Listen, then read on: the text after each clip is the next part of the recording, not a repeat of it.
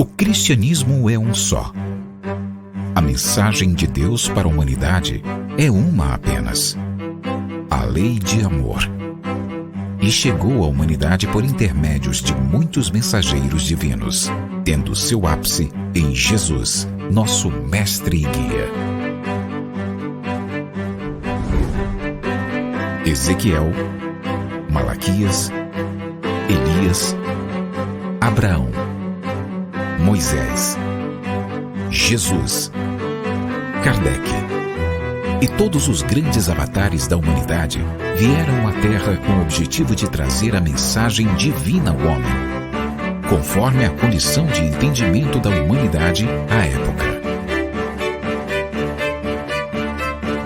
Conquanto cada um tenha trazido a parte da verdade divina, todos juntos são a representação do amor do Criador. Assim como eles, cada um de nós tem a sua tarefa para com a humanidade, que é reformar-se e trabalhar pelo bem do seu próximo. Amai-vos, eis o primeiro mandamento. Instruí-vos, eis o segundo.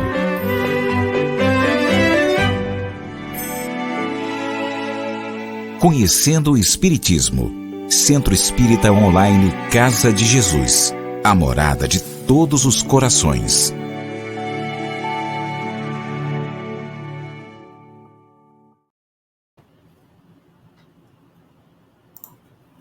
Olá, meus amigos, sejam todos bem-vindos ao nosso encontro de hoje, a mais essa aula gravada que nós temos aqui, né? A primeira da sequência de 3 aulas gravadas que nós vamos fazer.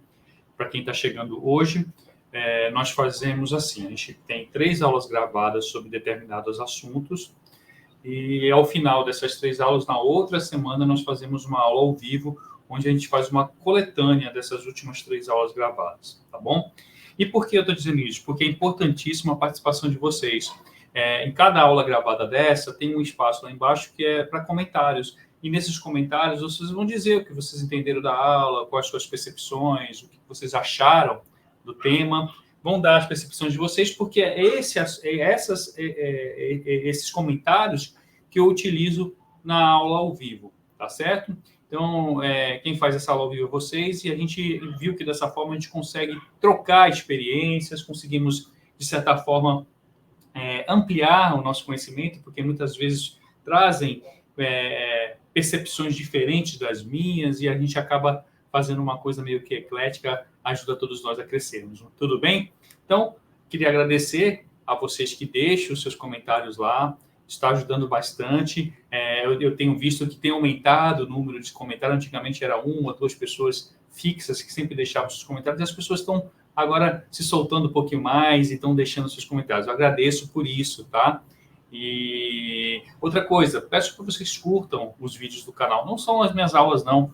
Os vídeos gerais do canal, porque quando a gente curte, o YouTube entende que esses temas eles são relevantes. E quando alguém estiver pesquisando sobre isso, o YouTube vai levar até eles esses assuntos do canal. Tudo bem, meus amigos? Então, dito isso, obrigado mais uma vez e vamos dar início ao nosso estudo, tá bom? Para quem me conhece, sabe que eu sempre inicio uma aula com uma prece, para que a gente possa se conectar e adentrar aqui no assunto. E eu vou colocar aqui a figura amiga do nosso Mestre Jesus, em primeiro plano, tá? Pedindo a todos que, nesse momento, que possam fechar os olhinhos de vocês, mentalizar, nesse momento, a figura amiga do Mestre Jesus, agradecer a oportunidade de realmente podermos ter esse canal aqui que nos possibilita esse estudo, né?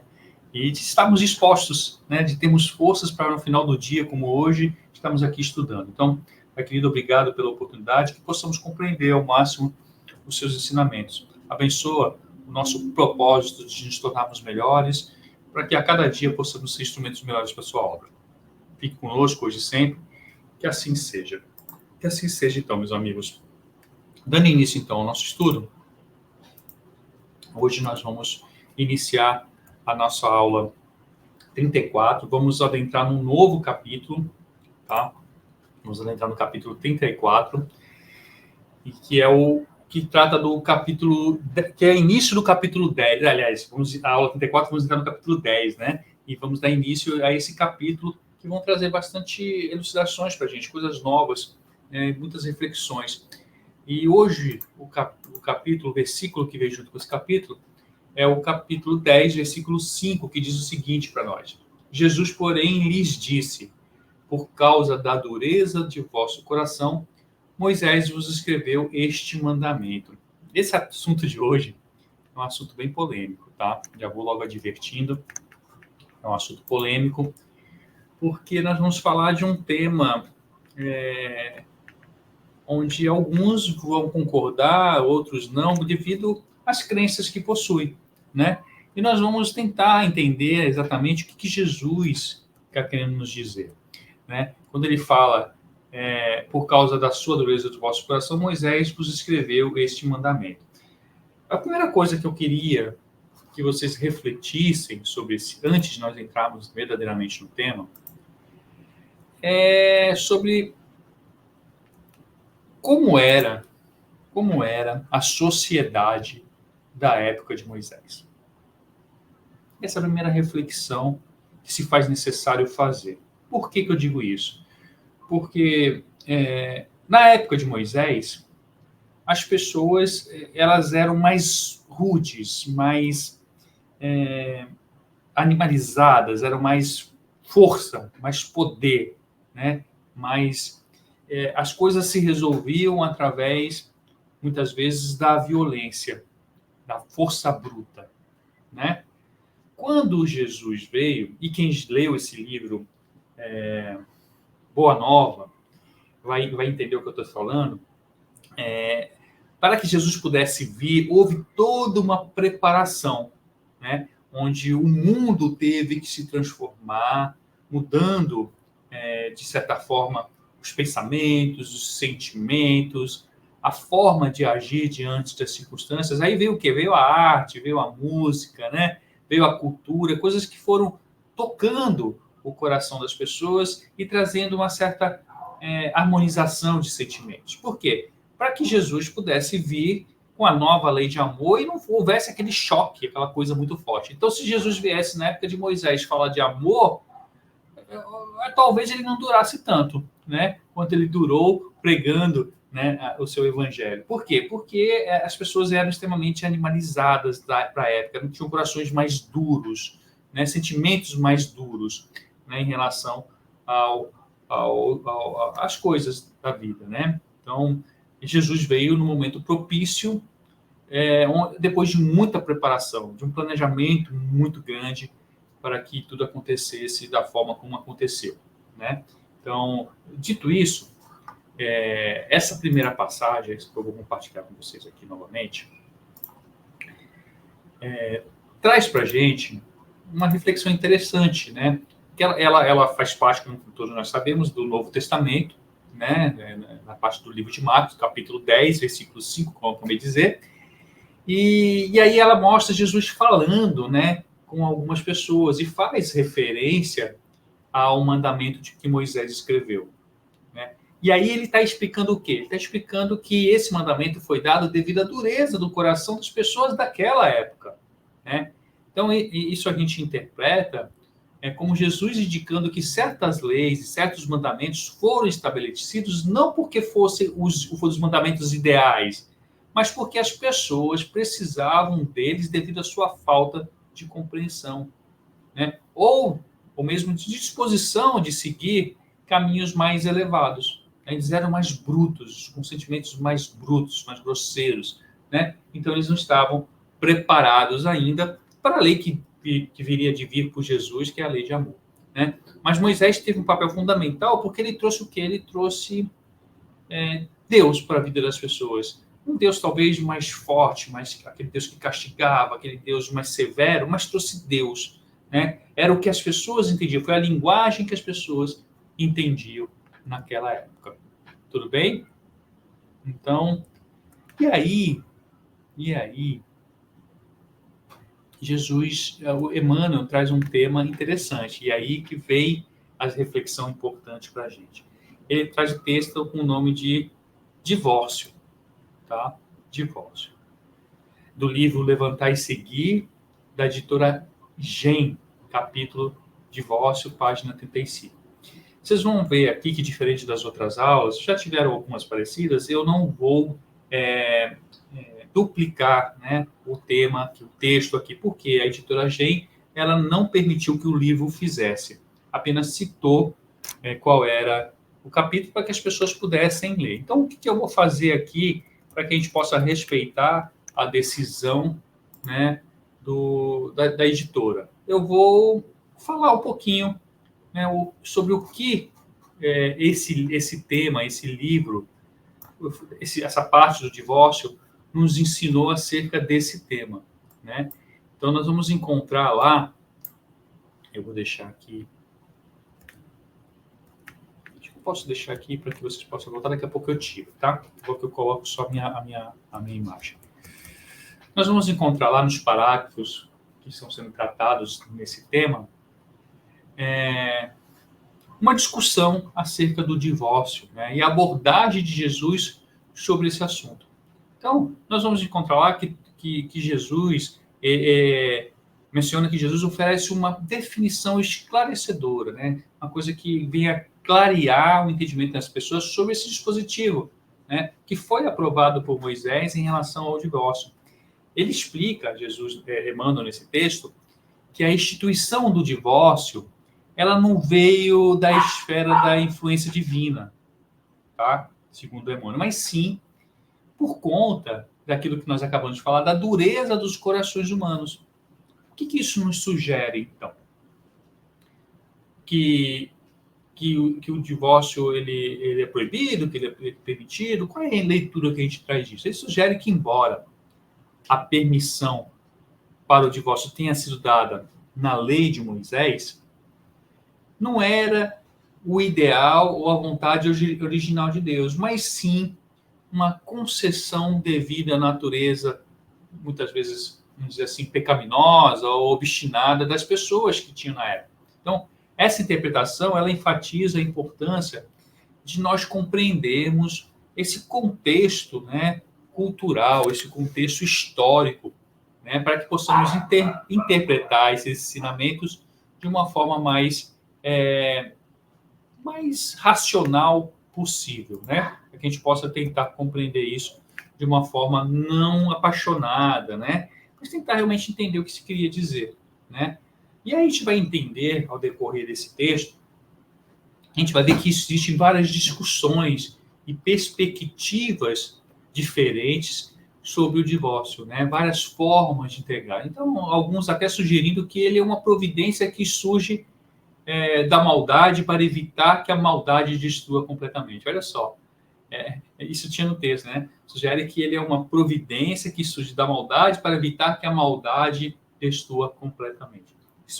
Isso faz a gente refletir o quê? Isso implica que dizer que o divórcio, segundo o texto, embora possa ser uma solução para certos problemas conjugais, né, é em si uma consequência. Consequência do quê, Nelson? Uma consequência da natureza, muitas vezes, imperfeita da humanidade. Ah, Nelson, então quer dizer que nós temos que manter um casamento que não estamos felizes? É isso? Olha só, eu falei que era um tema polêmico, né? Tentem entender o que eu estou tentando transmitir em relação aos ensinamentos desse texto, tá? E aí, no final, a gente chega a uma conclusão e eu acho que vai ser fundamental vocês trazerem essa compreensão de vocês para os comentários. Isso vai enriquecer muito na nossa aula ao vivo. Bom, segundo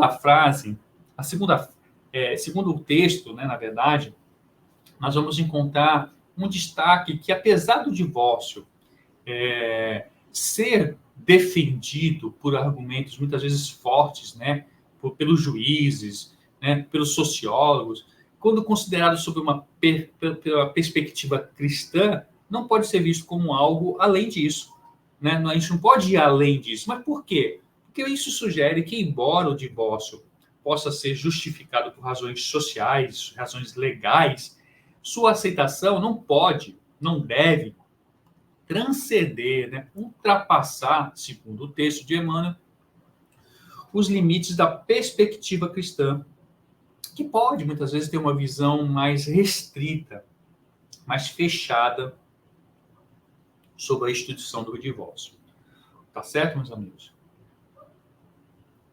Então, nós vamos ver que o texto ele aborda que um dos cônjuges, né, que aborda que um dos cônjuges que inicia um processo de separação, muitas vezes alegando que está agindo para evitar situações piores, evitar situações ruins. No entanto, o texto ele ainda traz algumas outras informações do tipo que essa justificativa muitas vezes não passa de uma iniciativa individual, indicando que a pessoa pode estar agindo pelo seu caráter, pelo momento que está vivendo, pelo momento egoísta, né? Ou muitas vezes modificando os fatos. Tá? Então, a gente está tentando entender de todos os aspectos. Né? Além disso, a gente vai encontrar nesse texto a menção da possibilidade de representar, muitas vezes, um desvio psicológico da pessoa daquele momento, né? Implicando que, em alguns casos, às vezes em alguns casos extremos, né, esse comportamento pode ser considerado não apenas egoísta, mas também prejudicial ou até mesmo ilegal, dependendo da intenção das pessoas. Veja que eu estou falando, trazendo aqui o que o texto tenta nos trazer, e a gente está dando aquela interpretação segundo o que a gente leu, tá? Mas, em suma, o texto, a princípio, parece criticar a justificativa de alguns cônjuges, né, para iniciar um processo de separação, sugerindo que suas razões podem não ser as razões genuínas que eles estão dizendo. Né? Mas a gente vai estudando o texto e a gente vai vendo que, ao decorrer do texto, ele aborda a atitude de um casal em busca, por exemplo, de um recurso semelhante ao divórcio. O texto sugere que esse casal, por exemplo, ele está apenas adiando o enfrentamento de um problema, comparando a situação à procrastinação que nós temos muitas vezes em nossa vida, no pagamento de uma dívida, na execução de um trabalho. Então, ele procrastina. Né? Então, ao evitar lidar, por exemplo, com questões essenciais, né, subjacentes do casamento, do relacionamento, o casal está tornando ainda mais difícil, né, ainda mais complicado resolver determinados problemas no futuro. Isso, então, é atribuído às noções, muitas vezes, de responsabilidade deles próprios com relação à importância que o relacionamento tem na vida deles. Né? Ou seja, indicando que, apesar das suas ações, eles eventualmente terão que enfrentar, né, as realidades de sua situação, né?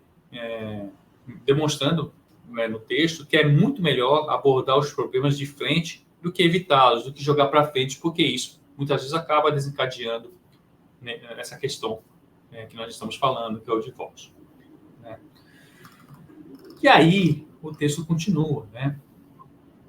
Ele chega em algum momento abordando a natureza do casamento.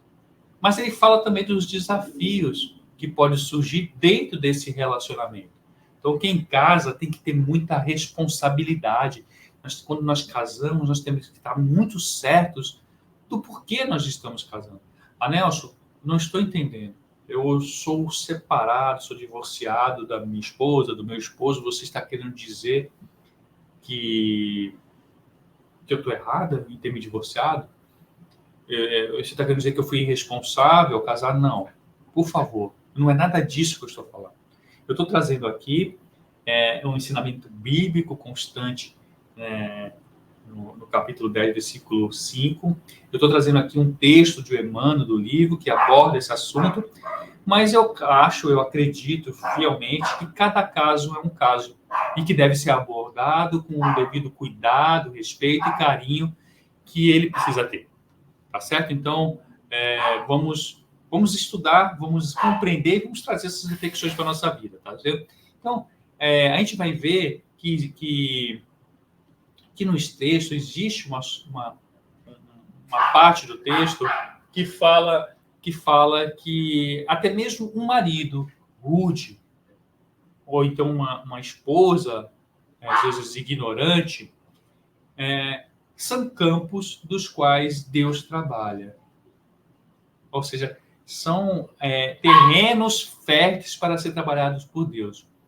Além dos laços poderosos, né, que a gente tem que considerar do passado, que são evidentes, né, na vida corporal. Então, isso implica dizer que o casamento é um espaço onde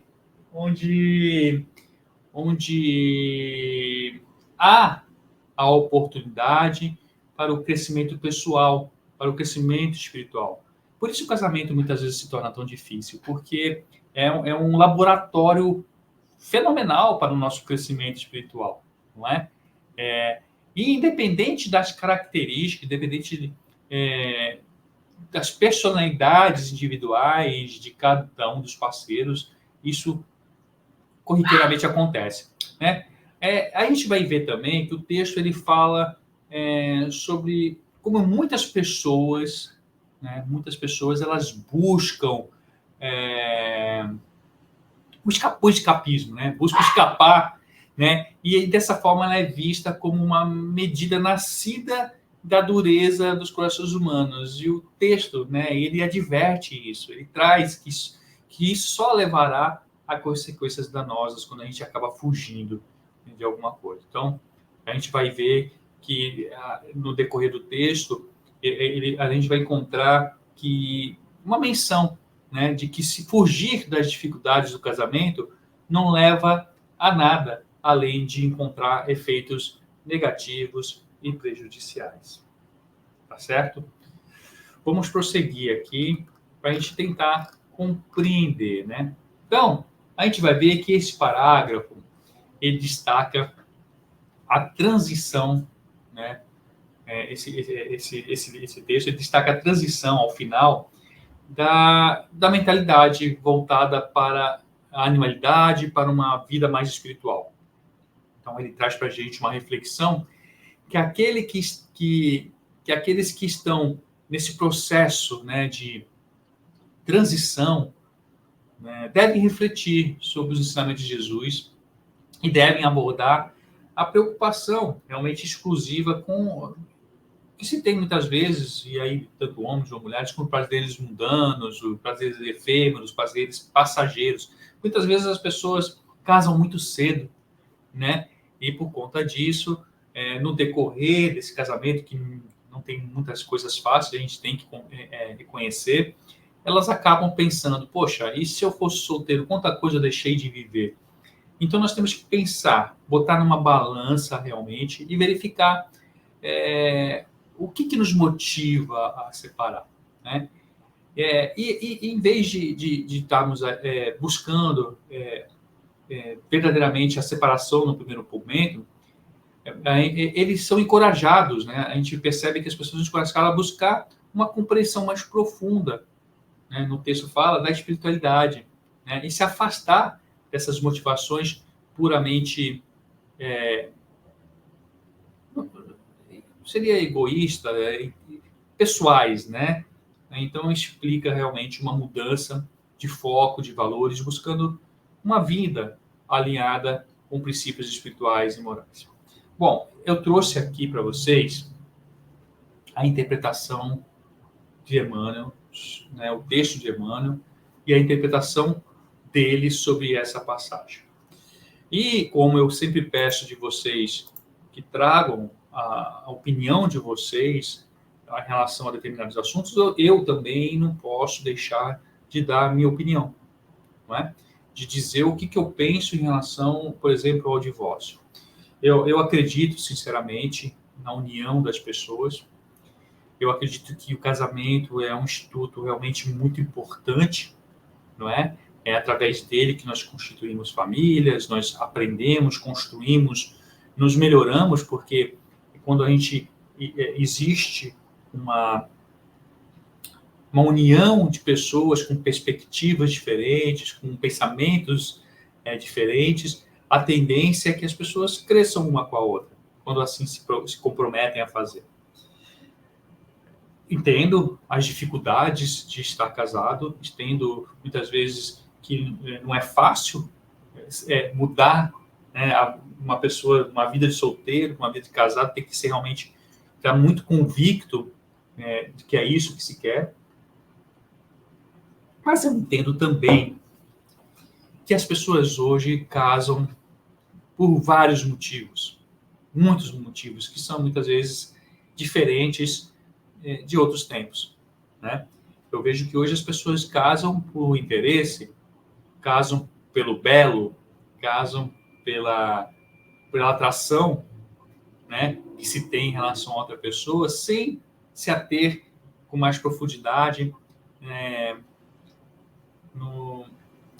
nas características daquela pessoa com que elas estão se unindo, sem se ater realmente no sentimento, né? Às vezes é mais aquele sentimento material, carnal, interesses materiais, interesses carnais, muito menos do que pelos interesses espirituais envolvidos numa união, num matrimônio.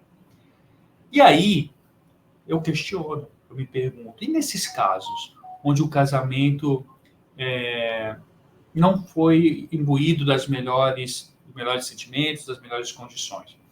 E quando o casamento, apesar de ter sido imbuído dos melhores sentimentos e melhores intenções, por culpa de um ou por culpa dos dois, desanda, onde as pessoas não conseguem mais conviver. E aí, o divórcio, ele não é adequado? Eu estou trazendo aqui a reflexão para vocês, porque eu sou espírita, eu sou casado, muito bem casado, mas a gente, eu não acho que eu possa dar um posicionamento taxativo em relação às pessoas que se separaram, porque isso estaria colocando num lugar comum todo mundo, né? Então eu penso que cada caso é um caso. Ah, Nelson, então você acha que não deu certo, tem que separar, não está dando certo? Não é isso. Eu acho que é louvável pessoas que estão casadas tentarem conversarem, como o texto fala, refletirem, tentarem, de alguma forma, parar as arestas e tentarem realmente conviver e melhorar aquilo que pode ser melhorado. Esse é o grande objetivo do caminho, pelo bem comum, pelo bem da família, né? Mas é claro que isso tem que ser bom para todo mundo, para os dois lados, né? E tem que trazer engrandecimento, tem que fazer as pessoas melhorarem. E muitas vezes a união ela não faz bem para ninguém. Então, eu estou trazendo isso também para que a gente possa refletir sobre o outro lado, né? Do ponto de vista espiritual, acredito que sim, as pessoas que se unem devem ter um compromisso, muitas vezes, de outras vidas, desde que a união tenha sido feita pelos motivos certos. Como eu disse, às vezes os motivos são outros, às vezes os motivos são de interesses pessoais, seja eles materiais ou carnais, né? E esses não se perduram, esses não são resistentes o suficiente para levar um casamento como deve ser levado e talvez construir o que deve ser construído no casamento. Então é impossível que se tenha pelo menos ideais parecidos, né? Que se caminhe na mesma direção para que possa isso de alguma forma contribuir para o crescimento de ambas as partes. Tá certo, meus amigos? Era isso que eu queria dizer sobre o texto de hoje, sobre o estudo de hoje. Obrigado por me escutar e deixem, eu falei que era um tema polêmico, deixe seus comentários, traga para mim o que vocês entendem sobre o estudo de hoje e vamos juntos, lá na aula ao vivo, chegar no denominador comum, tá bom? Obrigado por vocês, eu vou botar aqui a vinhetinha de encerramento e, aliás, antes da vinhetinha de encerramento, vamos fazer uma prece, mais uma precezinha, acho que é sempre bom nós finalizarmos, né, com uma prece. E aí eu vou colocar novamente a figura do nosso Mestre Jesus aí na tela. Então, finalizando, então, meus amigos, o estudo de hoje, nós agradecemos, Pai querido, por essa oportunidade. Nós possamos compreender da melhor maneira possível os seus ensinamentos, trazendo aquilo que realmente é edificante em nossas vidas. Possamos refletir sobre as palavras de hoje, buscando o entendimento correto, concreto para nossas vidas. Abençoe a nós, abençoe a nossa família, abençoe a humanidade como um todo, que fique conosco de sempre. Que assim seja. Que assim seja, então, meus amigos. Até o nosso próximo encontro. Conhecendo o Espiritismo. Centro Espírita Online Casa de Jesus. A morada de todos os corações.